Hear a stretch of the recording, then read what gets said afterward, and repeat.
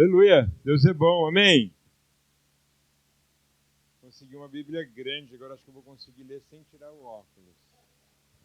Eu acho. Não é certeza ainda, hein, gente? Eu só acho. Meu Deus. Nós vamos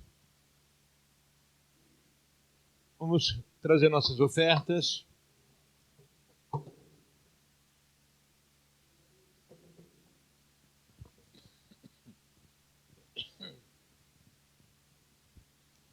Bendito é o nome do Senhor. Melhorou. Impressionante, né? Melhorou mesmo. Temos oferta. Não é mais a oferta da célula apenas, né? É oferta no geral.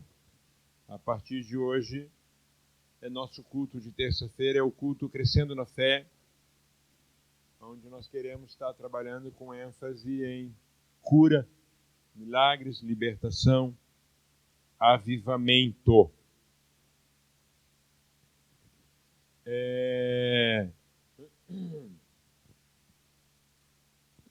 Eu quero compartilhar uma palavra que é dentro da ideia de tudo é possível ao que crê. Mas hoje eu quero te lembrar que Jesus é a chave. Amém? Vamos orar? Senhor, nós abençoamos ofertas, ofertantes.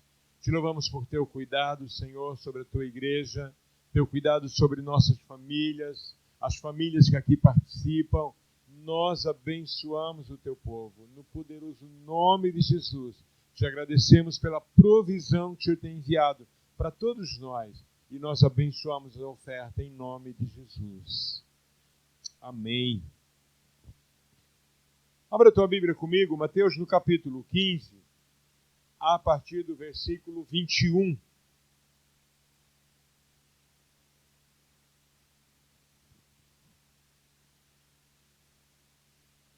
Mateus 15, 21.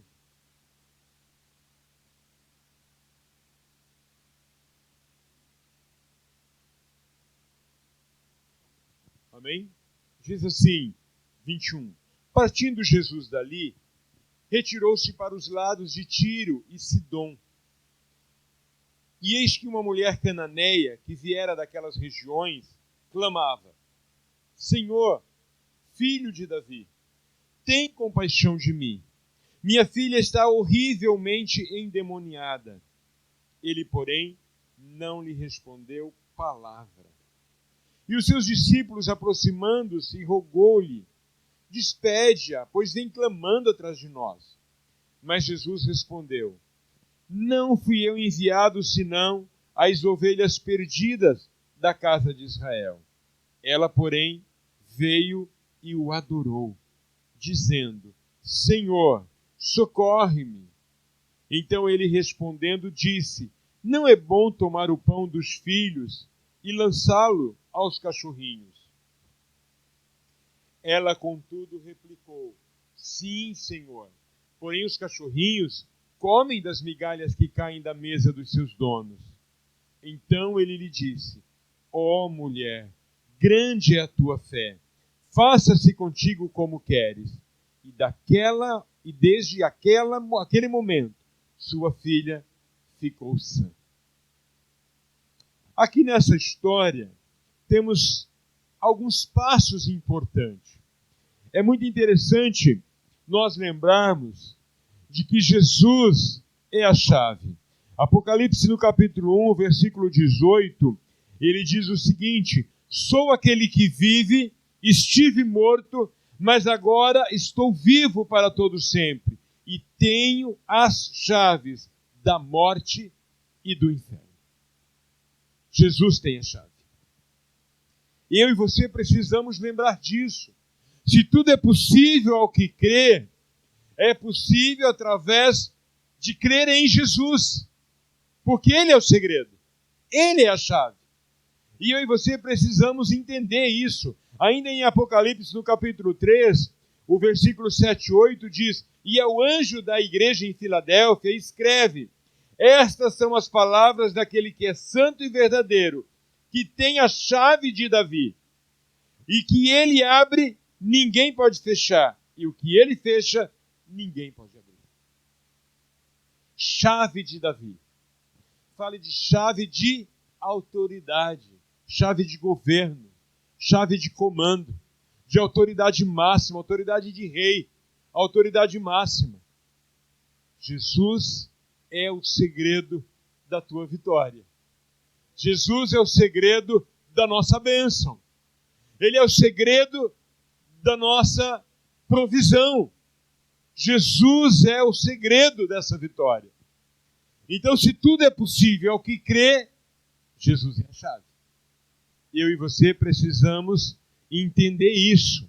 A mulher encontrou a solução porque ela buscou a sua bênção na pessoa certa. Ela foi no lugar certo. Vamos ver alguns detalhes dessa busca, né? Do que aconteceu. O primeiro aspecto é que ela foi na pessoa certa. Olha o que diz o versículo 22. E eis que uma mulher cananeia que viera daquelas regiões clamava: Senhor, filho de Davi, tem compaixão de mim. Ela era de origem grega, era uma mulher sírio-fenícia. E ela vem clamando, e é interessante que incomoda. Repita comigo: quem precisa, incomoda. Não é? Quem precisa, incomoda. Insiste. Geralmente, quem precisa, incomoda alguém. Porque acredita, né, que precisa de ajuda. Vai atrás. Essa mulher vinha gritando. Aí os discípulos chegou em Jesus e falou: Jesus, manda essa mulher caçar o rumo dela. Porque ela estava gritando e Jesus não respondia palavra. Jesus fez de conta que não estava ouvindo. Mas ela foi a pessoa certa. Por quê? Porque a sua filha estava horrivelmente endemoniada, diz a tradução. Horrivelmente endemoniada. Ou seja, não era apenas manifestando o demônio. Algo horrível estava acontecendo com ela. Algo muito ruim estava acontecendo com ela. E é importante que eu e você entenda, queridos, que toda pessoa que está sofrendo, que está atormentado, que está com lutas terríveis, eu e você conhecemos quem pode resolver. Amém? Nós precisamos aprender a falar mais de Jesus, apresentar mais Jesus. As pessoas estão precisando, as pessoas estão querendo, elas precisam. Nesse texto, a mãe foi a portadora da busca, da solução, a mãe dessa menina. E ela buscou socorro na pessoa certa, ela buscou socorro em Jesus. Ela sabia que Jesus poderia trazer livramento. Quando o evangelista Marcos descreve essa história, ele diz que além dela ir atrás, chegou na casa onde Jesus parou. E eu creio que nesse momento é que os discípulos pegam e falam assim: ó, despede ela, está incomodando. Porque chegaram numa casa, se ela continuasse gritando ali, ia atrapalhar. E Marcos registra que chegou na casa. E então Jesus fala com ela. Agora, ele foi na pessoa certa, ela foi na pessoa certa. Primeiro, porque Jesus é a esperança. Paulo, quando escreve para Timóteo, ele se apresenta, né? Eu, Paulo, servo do Deus Altíssimo, do nosso Deus Salvador e de Jesus Cristo, a nossa esperança. Jesus é a esperança máxima para mim e para você. Quando Paulo escreve aos Efésios, ele diz que Jesus é a nossa paz. Por que ele escreve isso? Porque ele sabia que Jesus tinha dito: a paz que eu vos dou não é como a paz que o mundo tem para dar. É uma paz que excede o entendimento, excede a compreensão humana. Jesus é a paz. Ele é a esperança, ele é a paz. O próprio Jesus, no Evangelho de João, está registrado Ele dizendo: eu sou a vida. E quem recebe dessa vida tem vida eterna. Eu sou a vida. Ainda no Evangelho de João ele escreve: eu sou a luz. Quem me segue não anda em trevas. Quem me segue não fica confundido. Quem me segue não fica perdido. Quem me segue sabe para onde está indo. Quando eu não sei para onde eu estou indo? Quando eu estou confuso. Quando eu estou em dúvida. Quando eu não tenho clareza do caminho. Quem aqui já foi pescar à noite sem muita luminosidade para caminhar? É da época do Udo, né? Da época de alguns aqui. A Dani também já foi. A gente vai caminhar, vai pescar à noite em barranca de rio e às vezes tem mato próximo. O que a gente faz normalmente para não ficar perdido? Pesquei muito assim. Desde que eu me lembro de criança até meus 20 anos por aí. A gente ia durante o dia, não, fazem só 40 anos, a gente ia durante o dia, olhava aonde tinha os poços que poderia ter peixes maiores, a gente fazia uma picadinha ali, deixava algumas coisas para identificar a caminhada, que mesmo com farolete, em noite muito escura, você não vê muito. Ou seja, se você anda nas trevas, você anda inseguro. Você anda vacilante. Você anda atento demais.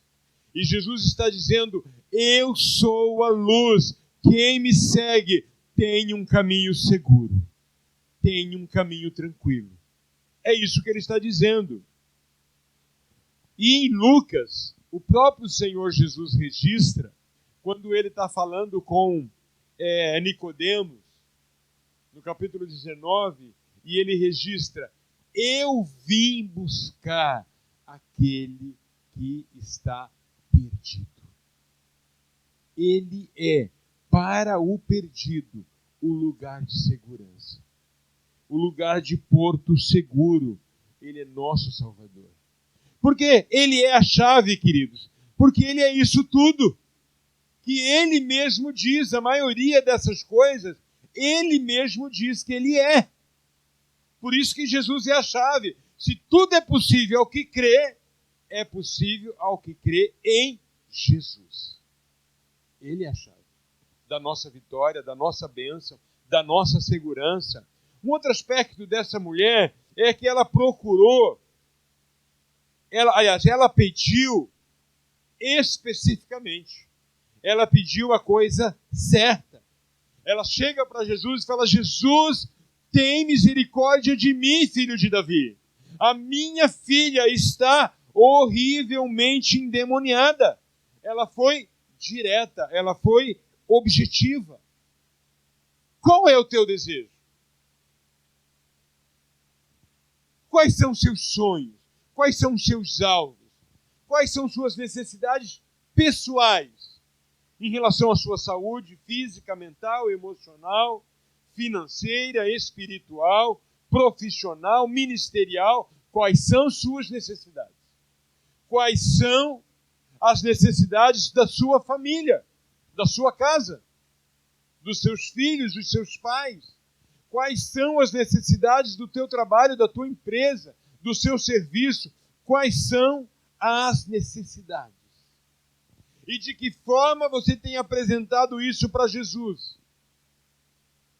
Hoje, quando eu estava preparando, me veio algo no coração, né, sobre minhas necessidades. Eu falei: Jesus, ser curado da sequela do Covid. Eu falei: eu acho que é a necessidade de uma boa parte da igreja. Gente, porque essa gripe que vem e volta, e do nada ela aparece, dá 2, 3 dias ela some, de repente ela volta. Gente, isso é do cão. Não tem explicação um trem desse. Os médicos só conseguem falar que está dando uma gripe muito forte. Hoje encontrei uma família, todo mundo sem trabalhar por causa dos sintomas de gripe. Deve fazer um exame para ver se não é Covid. E não tem dado Covid. Para mim é uma variação, eles mudaram o discurso, né, para não falar é outra variante. Já cansou esse negócio de variante, né? E foi 5, 6 variantes. Eu acho que é uma outra variante esse trem. Hã? Ou é uma Brasília, ou uma TL, um Gordini. Mas é brincadeira, gente?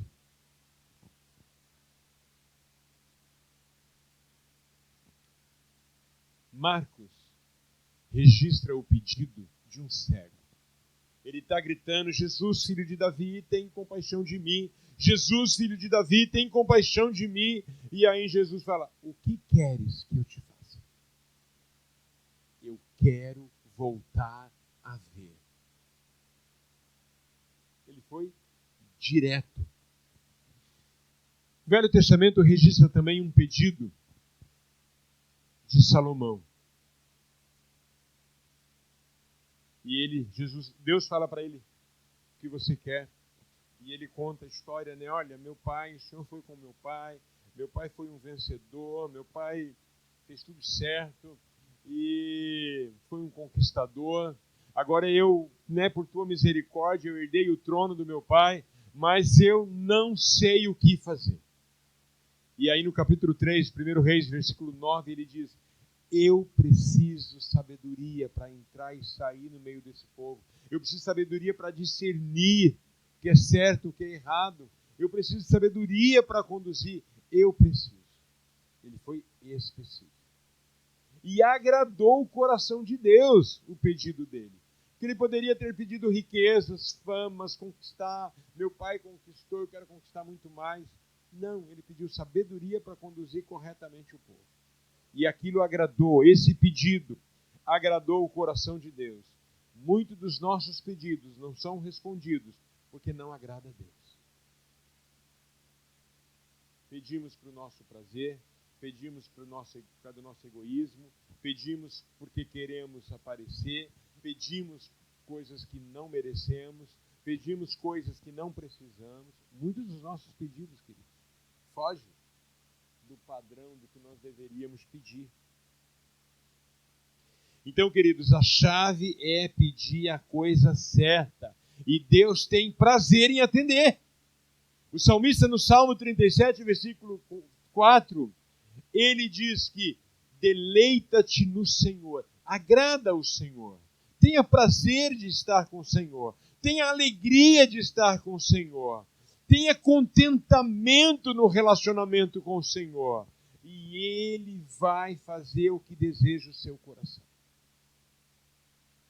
Entrega sua vida ao Senhor, confia nele, e o mais, tudo que você precisar, Ele vai fazer. O salmista diz isso. Então eu e você precisamos aprender a ser específico no nosso pedido. Isso é muito importante. Agora, um outro aspecto, além de pedir a coisa certa, essa mulher faz uma outra coisa importante. Ela perseverou, ela não desistiu, ela foi humilhada e ela não desistiu. Muitos de nós, nos primeiros obstáculos, nós já desistimos, já paramos. E essa mulher, mesmo sendo humilhada, ela perseverou, ela não desistiu. O texto diz que ela vinha gritando e Jesus não tinha respondido palavra. Fez de conta que não era com ele. E mesmo diante da indiferença de Jesus, diante do silêncio de Jesus, ela perseverou, ela não desistiu. Queridos, ela sabia o que ela queria. Diga comigo, o segredo é perseverar. Sabe, queridos, o segredo é a gente insistir, é perseverar, é prosseguir, é não desistir. Como diz essa música, né? Tá sofrendo, louve, tá chorando, louve, tá triste, louve, tá não sei o que, louve. Não importa o que está acontecendo, louve ao Senhor. E louvar, continuar louvando, em meio à dor, em meio ao sofrimento, fala de ter fé para crer que vai chegar o livramento. Você adorar em meio à dificuldade, fala de alguém que tem esperança, de que esse Deus a quem eu estou adorando, ele pode interferir nessa situação. É essa a ideia. Jesus dá o testemunho de uma viúva que ela tinha uma causa na mão de um juiz ateu, à toa, e não era temente a Deus, e ainda era, eu acho que era perfil do brasileiro, né? Do juiz brasileiro. Né? Uma facilidade para vender sentença, uma facilidade para negociar. E aí ela insiste. Jesus conta essa história e ela insiste. Aí esse juiz fala assim: eu vou me livrar dessa mulher. E a única maneira de eu me livrar é atendendo o pedido dela. E Jesus coloca como um exemplo para nós que se nós queremos que algo aconteça, nós temos que perseverar, nós temos que insistir, nós temos que prosseguir, nós não podemos parar, não podemos parar. Eu quero ler esse texto.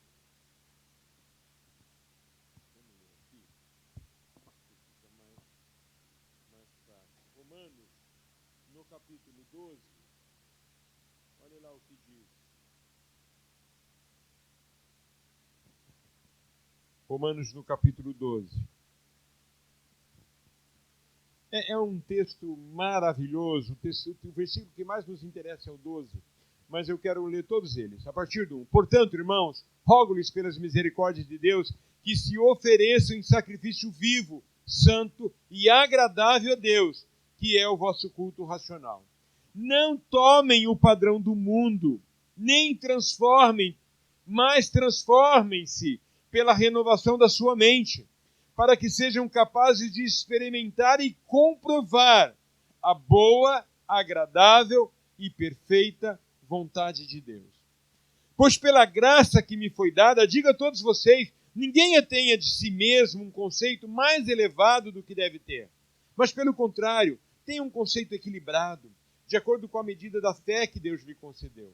Assim como cada um de nós tem um corpo com muitos membros, e esses membros não exercem todos a mesma função, assim também em Cristo somos nós, que somos muitos, formamos um só corpo, e cada membro está ligado a todos os outros. Temos diferentes dons de acordo com a graça que nos foi dada. Se alguém tem o dom de profetizar, usa na proporção da sua fé.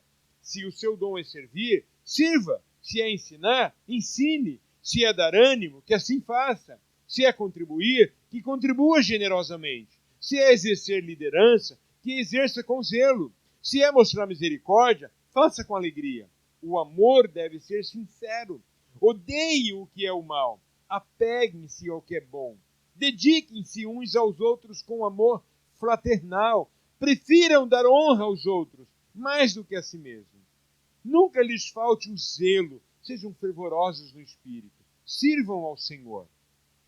Alegrem-se na esperança.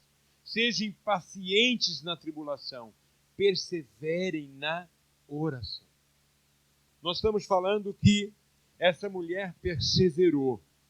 Aqui, quando Paulo escreve para os romanos, além de fazer um resumo fantástico de que a vida do crente é para servir com zelo, é para fazer com alegria, é para fazer com esmero, é para fazer com excelência, é para fazer com uma disposição incrível, independente do dom. Em tudo ele pede uma disposição de se jogar 100%. E aqui no versículo 12 ele diz: alegrem-se na esperança. Ou seja, enquanto a resposta não veio, eu preciso continuar alegre esperando. A alegria fala de quem confia, de quem tem certeza de que vai acontecer o milagre. A alegria precisa estar presente enquanto nós esperamos o nosso milagre, a nossa bênção. E o texto diz: sejam pacientes na tribulação, que não é fácil. Não é fácil. E ter paciência em dia tribuloso, com pessoa tribulosa, em situação tribulosa, paciência nessa hora é só Jesus. A Carol está lembrando de uma situação. É só Jesus. E o versículo termina dizendo: perseverem na oração. O que ele está dizendo? Você orou, entregou para Deus, esquece. Na hora certa Deus vai fazer. É isso? Não. continue orando, continue falando. A história tem alguns registros incríveis do que Deus fez em algum lugar, em alguma vila, em alguma cidade, em algum país, porque alguém não parou de orar enquanto não viu o milagre acontecer. A história está repleta de exemplos de pessoas que se jogou em orar. Está circulando agora um vídeo de uma mulher da Coreia do Sul falando de como Deus mudou a Coreia através da oração. Ela disse que eles eram apenas 3% quando eles decidiram orar para que o país fosse mudado. Uma coisa que ela não fala ali, e aqueles que teoricamente diz que oram, né, se apegam e não agem, é que a Coreia agiu. Se você ouvir a história completa da mudança do país, em 30 anos eles saíram de um país, um dos mais pobres do mundo, para a 10ª potência econômica do mundo. Tá? Era um país que era só favela, só gente vivendo abaixo da linha da pobreza, em situação de miséria, mas os 3% de cristão que existia ali começaram a clamar por uma mudança no país, por uma ação de Deus no país. E começaram a clamar, e começaram a buscar, e agir. É muito ruim que nessa fala dela ela só fala da oração. É porque o propósito é dar importância, o valor da oração. Mas além de orar, esse povo começou a agir. Deus colocou uma pessoa justa no governo que fez um programa de casa própria, construído pelos próprios que iam receber a casa, eles mesmos construíram, financiados por um banco indiano, que fazia financiamentos específicos para pessoas de extrema pobreza. Eles financiaram o material e eles entraram com a mão de obra e começaram a construir suas casas decentes. E as coisas foram acontecendo. E cristão foi assumindo posições de governo, a ponto do presidente da Coreia que veio no Brasil orou pelo nosso presidente. Tá? Então, assim, ela não fala de um lado que é muito importante, que é agir. Mas quem persevera na oração recebe de Deus a direção para o agir. Se você não está agindo, é porque talvez não tenha tempo suficiente com Deus para ouvir dele o que fazer. E nisso eles arrebentaram, porque eles ficaram na presença de Deus para receber dele o que fazer. E Deus mudou a história do país. E Deus pode mudar a história da nossa nação. E Deus quer mudar a sua história. A história da sua casa, a história da sua família. Ele quer e ele tem o poder de fazer isso. Mas o desafio da palavra de Deus para mim e para você é: persevere na oração. Decida orar, decida orar. E a última coisa da experiência dessa mulher, ela creu contra todas as aparências de que ele não vai te ouvir, ele não vai te atender. Olha, né? Olha o que Jesus fala para ela. Primeiro ele fala assim: olha, eu não vim senão para as ovelhas de Israel. Tipo assim, tu é uma grega, cirofenícia, vaza. E ela continua pedindo, e ela continua pedindo, e ela continua pedindo. E aí no versículo 28... deixa eu ler o 27. 26. Ela, mesmo ele falando, eu vim para cá, para as ovelhas perdidas da casa de Israel, ela se joga de joelho aos pés de Jesus, ela adora e ela diz: Senhor. Ela reconhece o senhorio dele. Reconhece, quando você reconhece o senhorio, você reconhece a autoridade, você reconhece o poder. Ela adora. Quando ela reconhece o senhorio de Jesus, ela está adorando. e ela pede socorro. E olha o que Jesus diz: não é bom tomar o pão dos filhos e lançar aos cachorrinhos. Uau! Se eu recebo uma palavra dessa, eu finjo que não foi comigo e saio no meio da multidão. Politicamente. Aí o que acontece, queridos? Ela insiste. Ela replicou: sim, Senhor, é verdade. Porém, os cachorrinhos comem das migalhas que caem da mesa dos seus donos. Então, Jesus diz: ó mulher, grande é a tua fé. Faça contigo como queres. E naquele momento, a sua filha ficou sã. Queridos, ela creu contra toda a situação. Ela creu. A fé em Jesus é a chave da nossa bênção. É a chave da nossa vitória. O texto que nós vemos em Marcos, na pregação de domingo, 9:23. Se podes, tudo é possível àquele que crê. Tudo é possível àquele que crê. Vamos ficar em pé. Eu quero ler mais alguns textos, 2 ou 3 textos, rapidinho, nós vamos estar orando. Tiago, no capítulo 1, versículos 5 e 6. Se alguém de vocês tem falta de sabedoria, peça a Deus, que a todos dá livremente, de boa vontade, e lhes será concedida. Pede-a, porém, com fé, sem duvidar, pois aquele que duvida é semelhante à onda do mar, levada e agitada pelo vento. Se tem falta de sabedoria, peça. Em 1 João, na primeira carta de João, cadê João? João está aqui. Capítulo 5, o versículo 4 diz: o que é nascido de Deus vence o mundo. E essa é a vitória que vence o mundo, a nossa fé. Tudo é possível ao que crê. E aquele que crê é aquele que deposita sua fé, sua esperança em Jesus. Que continua crendo, apesar das circunstâncias. Ele continua crendo. E o escritor aos Hebreus diz, capítulo 11, versículo 6, sem fé é impossível agradar a Deus. É impossível. Tudo é possível àquele que crê. Jesus é a chave. Jesus precisa ser o foco da nossa fé, o foco da nossa esperança. Eu quero orar com você. Aí onde você está. Curva a tua cabeça, fecha os teus olhos. Começa a lembrar no seu pedido. Qual é a tua necessidade? Qual é o teu pedido hoje? Qual é a tua angústia? Qual é a tua principal angústia?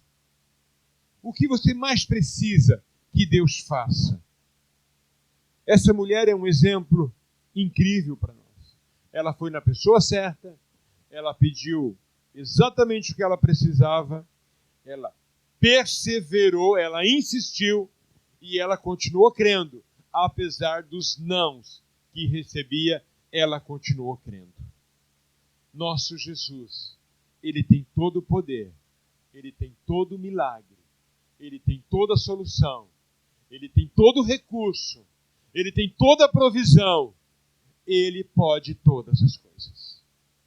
Não sei qual é o teu milagre, eu sei que Jesus pode. Eu vou orar por isso agora. Apresenta para Jesus o que você quer. Ele está aqui. Ele está aqui. Você está diante do próprio Jesus, que ele disse que ele estaria onde 2 ou 3 estivessem reunidos. Então apresenta aquilo que você quer, por mais simples que seja, por insignificante que seja, por mais grave que seja, por mais difícil, humanamente falando, que seja. O Cristo que tem todo o poder, ele tem a solução para o que você está pedindo agora. E eu vou orar para que o Senhor faça um milagre. Abra a porta. Ministra a transformação. executa a libertação. Libere a cura. Libere a provisão. Libere o recurso. Porque Ele pode todas as coisas. Pai, obrigado por esta manhã. Por esta noite. Por esse dia maravilhoso que o Senhor nos deu. Que bom poder ir e vir. Que bom poder ver, ouvir, falar. Que privilégio andar, circular. Obrigado, Senhor. Mas nesta noite, diante do Senhor, querido Jesus, estamos nós, com os mais diferentes pedidos, com as mais diferentes necessidades, abertos, receptivos e liberando fé em Ti, querido Jesus, que é a nossa chave, que abre e ninguém fecha, que fecha e ninguém pode abrir, que faz e ninguém pode mudar. O Senhor pode todas as coisas. O Senhor tem todas as chaves, conhece todas as saídas. O Senhor tem todas as portas. O Senhor tem toda a provisão, toda sorte de milagre, toda sorte de cura, desde uma simples dor de cabeça até a raiz dessa dor de cabeça. O Senhor já deu vida para aqueles que já estavam mortos. O Senhor deu visão para quem estava cego. O Senhor pode mudar uma visão com algum problema. O Senhor deu ouvidos a quem estava surdo. O Senhor pode reconstituir uma audição perfeita, uma visão perfeita, um ouvido perfeito. O Senhor deu voz para aquele que estava mudo, porque o Senhor tem o poder de reconstituir. Ah, querido Jesus, nesta noite, neste lugar, está sendo apresentado para o Senhor vários pedidos. Restaura um casamento. Dá vida nova a um casamento. Restaura relacionamento entre pais e filhos, entre filhos e pais. Pai, restaura as finanças da família. Senhor, libera recurso sobrenatural para uma provisão especial que alguma família precisa. Senhor, talvez aqui diante do Senhor, ou alguém que está conosco na live, tenha apresentado o pedido de uma ação na justiça que precisa de uma liberação. O Senhor é quem controla a caneta dos juízes. O Senhor é quem controla as decisões. E até um juiz iníquo, o Senhor tem o poder de fazer ele ser justo. Porque o Senhor tem o controle. Faz isso agora, Pai. Libera de forma sobrenatural o milagre. É o que nós te pedimos, Pai. No poderoso nome de Jesus. No poderoso nome de Jesus. Aleluia.